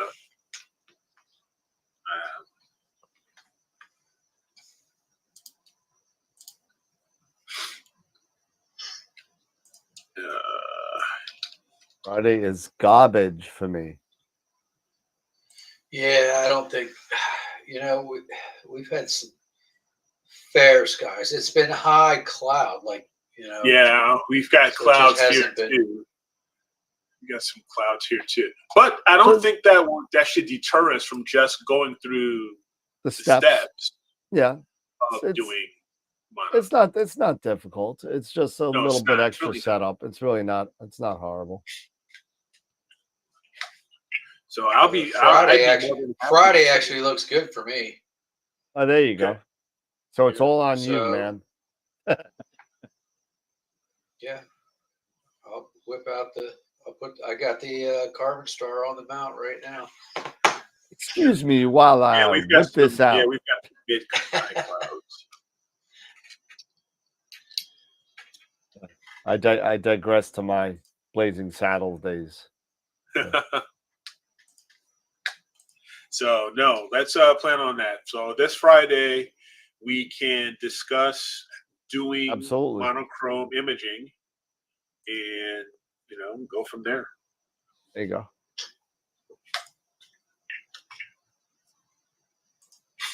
Thank you. Oh yeah, Norm, you got to replace that belt on your mount. Jeez. What mount do you have? I think he had the Mighty or the one of those Paramount mounts, if I remember right. I could be wrong though. And the belt went bad, or I think the MX, the MX. I knew it was a Paramount, but yeah, AZ. I mean, you guys down in the Southeast, you guys have got a lot to contend with right now. This time of year being so dry, and heck, I mentioned New Mexico earlier. I think they evacuated or had to evacuate a few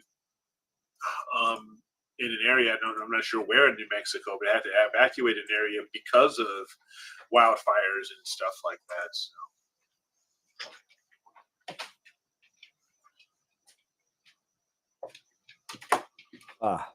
Nice. I need alcohol.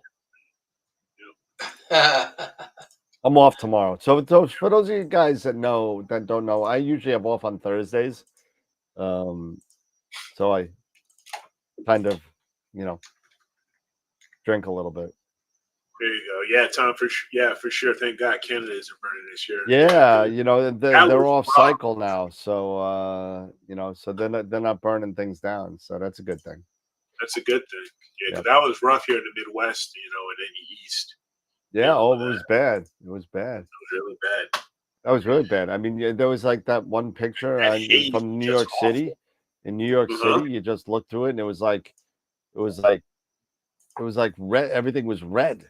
The whole sky, everything. It was horrible.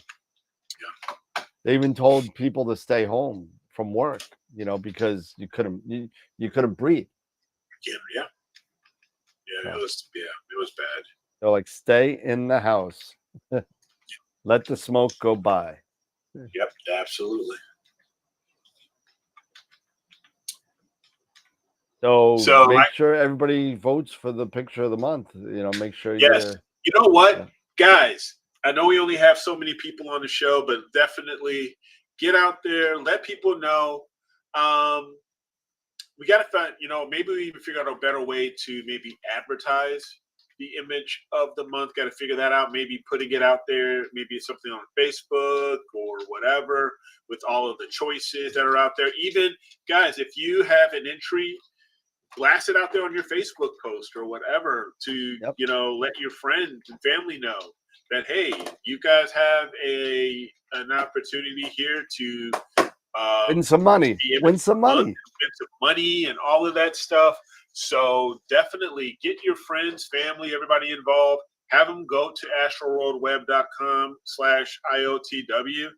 Let them know, hey, vote for my photo, and and if they want, and if maybe they might say, you know what, I don't like your photo, but I like this guy's photo better. Just let them vote. with friends like that, you don't need enemies. So exactly, I tell people even when I don't have a picture up, I always ask, hey, did you vote? Or do you have a picture up? I was like, no, but you should go on and vote anyway. Yeah, I know, Wilfredo. I see your post on Instagram. Some people don't. Yep. I'm gonna put up my Pugsley Memorial image. Oh, Pugsley Adams. But no, seriously. But like I said, let everybody know, let your friends, let your neighbors know, tell them to go to the website and say, hey, check out my image and just click on the button and vote and be done. Let's boost up the numbers. And like I said, I'll also try to figure out a way so I can maybe post things, each of you know what I could do? I could make you an admin of the MailChimp. Yeah. Okay. And I already have a template made for image of the week. Oh, I'm sorry, Tom. Oh, that's terrible. I'm sorry. We knew. I think we knew about that actually. I must have missed that. I apologize. Yeah. Tom's little. Tom's kitty. Tom's kitty passed away. Yeah. Time to get a dog, Tom. Yeah. Chris, I got the Rokinon 135 and the 2600 ready for some wide imaging using the AstroWorld Dimium rig. I think I've got one of those with the EAF. You do. Yeah, I do. And go after Row. Row is out. Row is, depending on where you are, it could be low, it could be up high, because it's south, wherever it is. But Row's out there. I'm actually thinking of getting, what's that? Since we're getting the ASCAR stuff, I'm thinking about getting that. What is that? The FMA 135. Okay. From ASCAR. Yeah. The APO. Okay. Yeah. I was thinking about trying that out with Row. Yeah. I mean, Row is low, depending on where you are. Oh yeah. I could just barely get it over my that M4 picture that I used to have behind me with Arturus. That was taken, and that was taken from my house, and that was just skimming the top of the house. So because I'm looking south over by Scorpius, and that's where you're looking. So it is really low. So it's about, for me, it's about 23 degrees in altitude. Yeah, that's low. Yeah. It's low. Normally, rule of thumb, 30 is kind of where you want to, ideally where you want to start. Ideally where you want to be, where you want to start at. 30 or higher in the sky. Yeah. But so any of you guys in the southern states, get after Row. I'm gonna try and get. I'm gonna try just for the fun of it. It's gonna look like complete crap, but I'm gonna try to get Omega Centauri from my house. Oh, you're not gonna get Omega Centauri. I've seen it visually. It's too freaking low. It's anywhere from 0.5 degree to 1.5 degrees above the horizon. That's nuts, dude. I'm gonna try and get it. Okay. Because heck, my best row that I got so far was actually when I was in New Mexico, because I tried it up here. I remember that picture. Yeah, but the best one I got was down south. Yeah, so that was a really good one. That was with the Rokin in 135, and my I want to say it was what a one shot. I want to say it was like my 294 MC.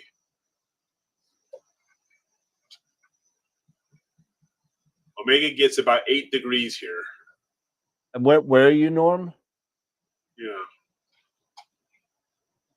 Norm is a little bit further south, I think, than me, because it literally, I have to go to the beach. I had to go to the beach to see it. He's in Oklahoma. Oklahoma. Yeah. I'm at like a half a yeah, degree to 1.5 degrees. Wow. And I have to go right. I have to go to the beach. I actually have to see the horizon. There can't be a tree in the way. We went to the beach and we saw it visually once from New York. Wow. It looked like nothing. It was like a smudge, but it was definitely there. You could see it. But imagine looking at like M92 and lower the brightness about 10 times. So also need a flat ocean. yeah. Well, since the Earth is flat anyway, isn't everything flat? Yeah. So yeah, there you go. There you go. Have a good one. Have a good Wilfredo. one. So enjoy your week. I would love to go down to the Keys and do the same thing that Robert did and get Centaurus A. Yep. That would be a fun one to go after. What's the I see 443 No, 443 is the jellyfish. Is it 405? Might be 405. 405 or 410. I think that whole thing is both, if I remember right. No, that's not. 405 is the Flaming Star. Oh yeah. And it's not 410 because that's the tadpole.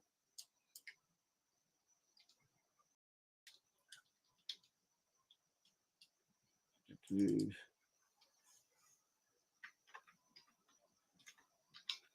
mean, if you put, the streamers are Barnard 44 and 45, Linz Nebula 1688, IC 4603 is the bright area at the center. So there's a lot of designations. 4604. Well, 4603 is the bright one at the center. I don't know where 4604 is. The red area is SH29. Sigma Scorpii is at the center. Antares is in the area. So M4 is there. So, I mean, there's a lot of stuff that you kind of use to kind of do yourself a favor. Just use the imaging, the framing part of either Telescopius or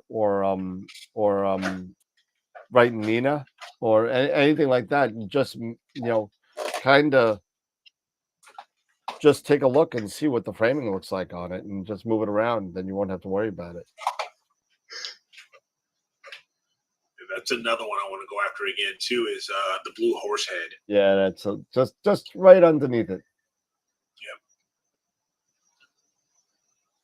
Or above it, depending on how your telescope's facing. What hemisphere you're in? Yeah, it depends.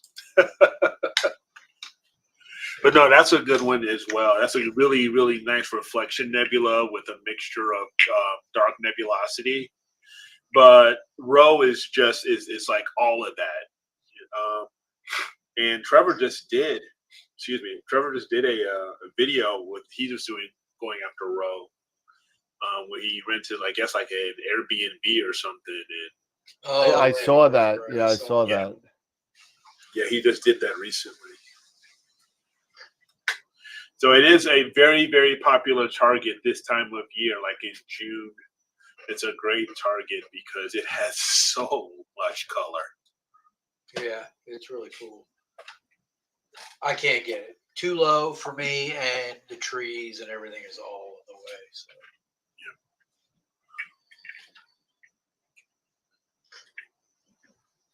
I tell you, if I ever do finally move south, I got to find a spot where I have almost like no trees. I don't want any trees around. Yeah, we're always looking at houses down in Florida or down south, and every house she sends me, I'm like, honey, too many trees, too many trees. There's too many trees. Yeah, and you can't get and it's too expensive to get rid of them. Right? Yeah. Yep. It's ridiculous. Yes. It's a lot cheaper to plant them. Yeah, really. Yeah.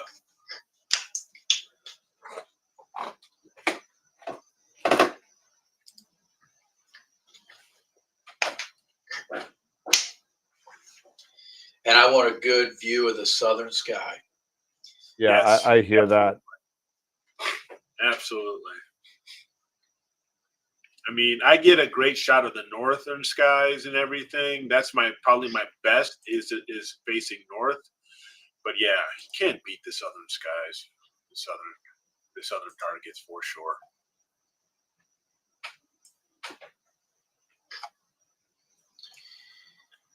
So yeah, so you've got Roe Fucus, you've got the blue horse head that's out now. M13, of course, the Trifid, M16, Bernard's E.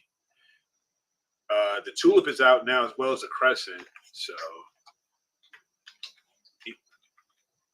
So those are some really good ones at this time of year. Probably the best time of year to really get after some of these is now, especially like the Snake and Pipe Nebula, which is like the really dark, which is a dark nebula.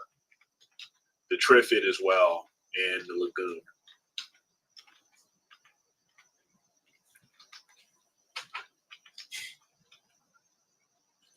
It sucks. All right. So yeah. All right.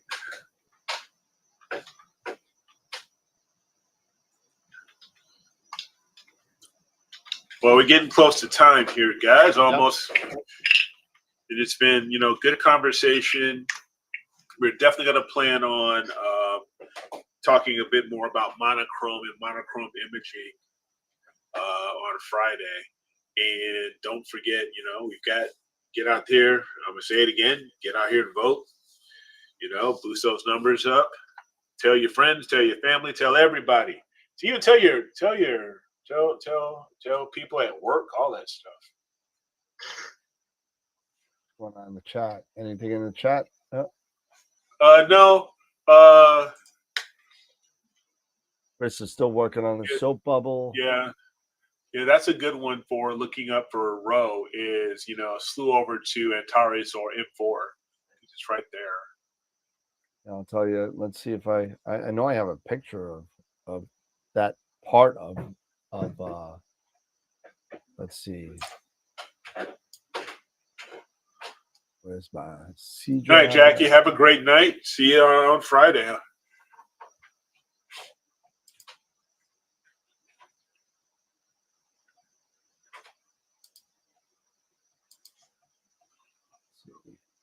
There, nope. There it is. So here is a really quickie of M4 and the Antares part of, I think it's also NGC 6188, which is a little waiting for it to load up. Moving a little slow because I'm running all this garbage here.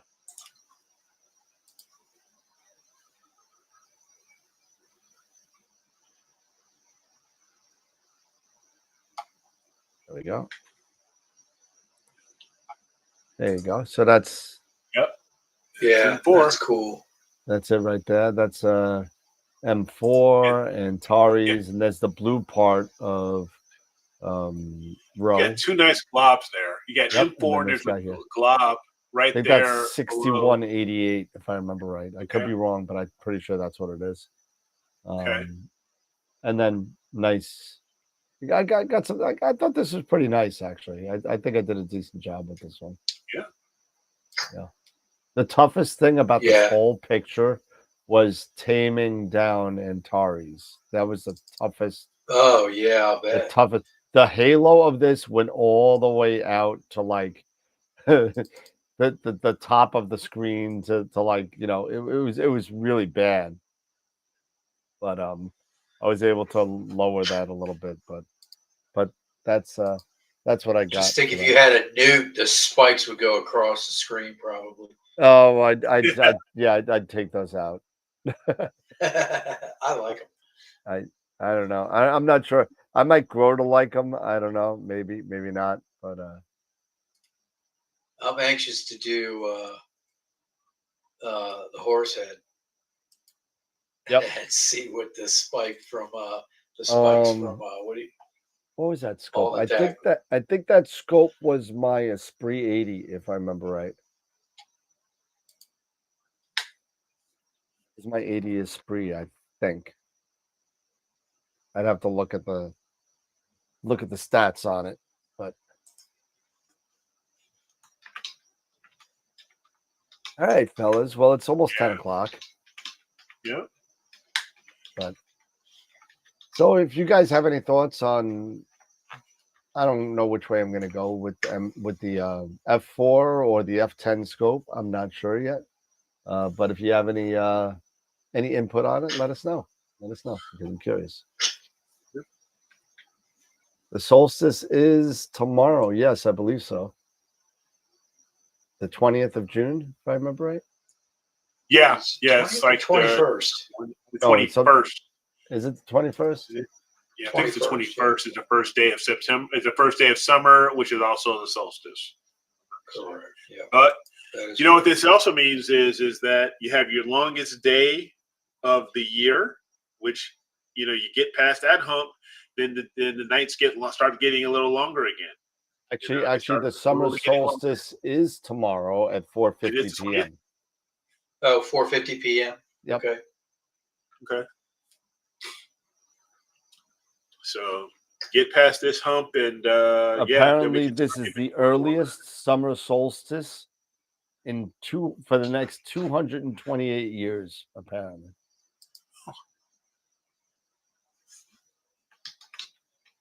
And not for nothing. Can we stop naming the second full moon of the month to this stupid stuff that people think that, whenever the like strawberry moon, the hunter moon, the blood moon, all this stuff.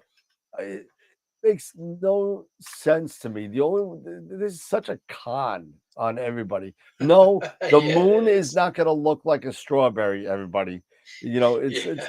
It's not going to be red. It's not going to be anything. The only thing that changes the color of the moon is you're seeing the altitude of the moon and what the hell's going on in the atmosphere at any particular time. Correct. So don't sit there and tell me it's going to be as red as a strawberry or it's going to be blue as a two ball on a billiard table. It's not going to happen. Wow, I can't believe I remembered that the two ball is actually blue. But it's these things. The hunter moon. What? We could only hunt during a hunter moon? I mean, what does it mean? The only thing it means is that, and from my understanding, is they name these moons if there's two full moons in a month. And that's a blue moon. Yeah, that's the a blue second moon. one is the blue. That's a blue moon. The second one is the blue moon. What like this one, June full moon, they're calling a strawberry moon. What does that mean for your zodiac, which is a whole load of crap anyway, but yeah. Not a fan of that. But that's why I talk to people and they're like, "Oh, I love astrology." I'm like, "It's astronomy." oh yeah, me too. And I love tarot cards too. So yeah. Let's see. So the strawberry moon, it refers to strawberry to match the short harvest season for strawberries. Let me tell you something. Yeah. I know that there are farmers out there. Please tell me if that's a real thing or is this some BS ABC News crap? Because that's what I'm reading right now. I don't know if that's true, but Well, Yeah, it's I don't like, know. I have no idea. I think it's just one of those things that probably farmers use these terms hundreds of years ago. Maybe. And it just, stuck. Like in the fall, you have the harvest moon. Like towards the end of September, early October. Right. And that's been around forever. That's been around since the Indians. Right. I mean, that's been around for a long, long time. Hundreds of years. The harvest moon I've heard of, the hunter's moon I've heard of. But you know what? Let me tell you something. Way back when, in like what? I don't know. The Indians of the 1500s in North America that probably came out with the hunter moon or the whatever. They didn't know it was August or September. Correct. That's how. Yeah. If you look at the Iroquois from the New York area, everything, they were known as the Indians called the time to Indians, and what they did was they just did things when it was a time to do things, and they knew the time based on the stars and what was going on in the sky. So I mean that's a really big part of North American Indian astronomy for the most part and living. And it's really quite interesting if you read into it. It's pretty cool. But they were super smart, man, until we came in and ravaged the land. They came in, ravaged the land, and all that stuff. Yep. Took Manhattan Island for $26 and some pillows. Oh man. Okay. Well, I'm sorry. You're right, Bob. Native Americans. I'm sorry to be politically correct. I'm sorry. I'm old. Come on, Bob. You're old too. I know who you are. No. I would take the strawberry moon with some shortcake and half. Oh, heavy cream, man. No half and half. Heavy cream. Cream whipped into a froth with a little sugar. Big dollop of heavy cream. But bam, I can feel my arteries clogging just thinking about it. There you go. Oh, sounds so good. Too funny. Anyway, it's almost 10 o'clock, everybody. We've got a little bit off the rails, and hey, Bob, I love you, man. You're the man. But it's sometimes the way, us ex-gen kind of people, most of us, TikTok, if you've been watching TikTok recently, everyone's hating on Gen X people. Everyone's hating on us. Why? Because we have the best music? Because we will kick anybody's what without even thinking twice about it. And everyone's scared of what the Gen Xers are going to do. Yeah, man. It's because we don't get offended by everything. We don't give a crap. We don't care. Yeah. We don't care. We're like, shut up. Just go away. I don't want to hear you. Yeah, exactly. Right. AZ. We don't care. It's not. No, in all fairness, I don't think. Let me put it another way. It's not that we don't care. It's that we do care, but we don't care enough that it will affect our own personal lives because you're doing something stupid. There you go, Mike. We will throw out our own backs just to shut you up. Absolutely. We know what it's like to pull a groin muscle getting out of bed. Buns. What is that? That's right. Bob, he's like, we do not have man buns. No, we do not. No, we do not have man buns, although we had some other kind of crazy shit in the 70s. So, the rat tails. Oh, yeah. The rat tails of the 80s. Oh, yeah. Absolutely. Yeah. We had some. What they call it? The moulet. The moulet. Yeah. It's like, what was that? It's like Mrs. Bouquet. What is that? Party in the front. Or no, what is it? Business up front. Business up front, party in the rear. Yeah. Just smoke a doobie and forget about it. That's that's something I never kind of did. I did the like really like fun stuff, like stuff that made you see things. You know, I didn't I really. did that too. Yeah, Yeah. I didn't. Oh, yeah. I didn't do any of the weird hardcore kind of stuff. I did the fun, goofy stuff. Yeah. You know, but anyway, that's my drug problem, and that's it. Thing I Don't grew forget out of the it. mullet. Remember Joe Dirt. I remember Joe Dirt. I remember Joe Dirt very well. Absolutely. All right, guys. Yep. It's been We're good. done. It's been good. Good talking. Good show. I have no final thoughts. I'm just looking forward to, like I said, Friday. We'll thank you, Wilfredo, for the suggestion. We're going to talk about some mono imaging and mono, maybe even throw in a little bit of mono processing or whatever. But yeah. Yep, absolutely. Sounds great. And we'll do that we'll plan for that on Friday. And Dave will set up his Carvin Star and show us how to do it. So he's the only one that's gonna have clear skies. So well, that's what it's saying now. So. Yeah, well, who knows? Friday might be clear here, and it might be crap, or it might be crap all over the place. Either way, we'll still talk about it anyway. And we'll give it a roll. We'll give it a go. Give it a go. All right, very cool. So, final thoughts, everybody? No, I'm good. I'm good. See you. Don't forget to vote, and we'll see you on Friday. Yeah, vote. Tell people to vote. I want to see over 50 votes this week. I want to see over 50. It's been a while since we've seen 50. I want to see 5-0. I want to tell see your family, tell your friends, go to astroworldweb.com/IOTW. Tell them which one is your favorite and let them vote for that same one. Say, this is the one I want you to vote for. There you go. You'll laugh. You'll cry. You'll kiss $5 goodbye. Go vote for the IOTW. There it is. Be like Chicago, be like it is here in Illinois and in Chicago, just start talking to everybody. And even if they, even start digging up dead people. Vote too. And you know what my final thought is, Eric? This is my final thought. You know what my final thought is?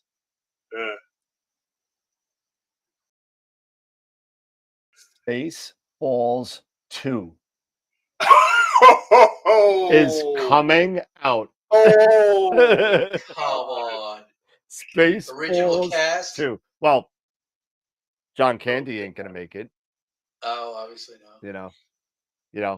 I don't know if it's the original cast, but it's coming out. So it was greenlit already. So that's all. I'm so excited. So. Oh my God! I'm just excited for Highlander. So that's me. What, they're making a new Highlander? Yeah. Is Sean Connery in it? Because if Sean Connery's not in it, I don't want to know. Yeah, well, with Henry, it's with Henry Cavill. They've already started putting up the posters and stuff like that. Henry Cavill now is, to me, The Witcher. I mean, that's it. Yeah. He's The Witcher.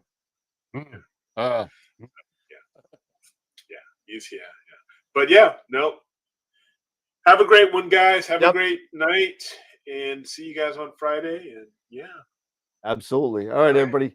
Have a great night. Enjoy the rest of your week. Enjoy the hump day, whatever's left of it that you have, and enjoy. Go vote. Is Christopher Lambert in it? I certainly hope so. No, probably not. Really? Come on, he was in the show. Yeah, I know he was in the show, but I don't think Adrian Paul's in it either.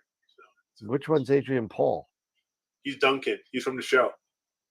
Oh, yes. Watch the show for a little bit. Who is the other guy that I hated in Highlander? Mario Van Peebles. Mario Van Peebles. Oh God, Mario Van Peebles. Michael Ironside. You don't mess with Richter. You don't mess with Richter. No. I love him as Jester in Top Gun, but as this guy in Highlander, whatever the hell it was, no. You don't remember him as Richter in Total Recall? Or that's right, he was, yeah. Or what's his name in V, the Final Battle?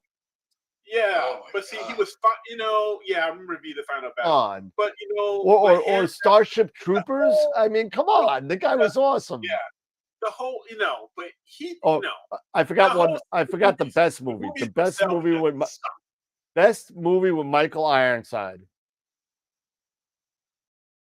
Scanners. Oh yeah, Oh, when that's boom, way yeah. back, yeah. Oh, Yeah, God, boom. it's like Aphrodite is born again. There you go. Yeah. You know, we're talking about movies now. I always wanted to have a movie segment of the show, and it never happened. But you know, you never know. we You still might still have have it. it one day. We still have it anyway. But all right, everybody. Again, it's 10:04. Everybody, have a great night. Enjoy your hump day. Thanks for hanging in there. Vote for Image of the Week. And whoa, what happened to your screen? I just got like a flash or Just something. my lights. It's my lights. That's Oh, right. you got nuked or something. You know, Yeah. But Yeah, have a great night. They'd Enjoy hit me yourself. before they hit Eric. Yeah. Well, yeah, it'll be you, then me, and Eric will just Then get a Eric. little. Then Eric might get hit. You know, Yeah. they might leave Chicago on their own just because you'll end up killing yourselves anyway. So Exactly. or they'll just start the whole revolution because they have the most guns in Chicago anyway. So most guns are in the United States are in Chicago. Yeah. Well, I think there's a tie, or I think Texas got you edged out just by a little bit. So you know, there's a lot. Too many freaking gun control laws, and too many guns dropping cover. Yeah. Dropping cover. Don't worry. Hide started under the desk. It'll save you from a nuclear blast. It'll be fine. Yeah, hide under your desk. Or you could be like Indiana Jones and hide in a refrigerator, and he survived. Yeah, there you go. I don't know how he didn't get. Sure. I don't know how he didn't get radiation poisoning, but that's another story. There you go. Everybody have Chicago, not so much. No. Oh God! All right, fellas, ladies, gents, have a great night. Take care. Remember, as always, to keep imaging, keep educating, clear skies. I'm gonna go have some popcorn. Yeah, all the Chicago guns. Yeah, everyone. Buy him out of Smokey's freaking back truck, in his trunk. We gotta go. We're done. Bye. See you later.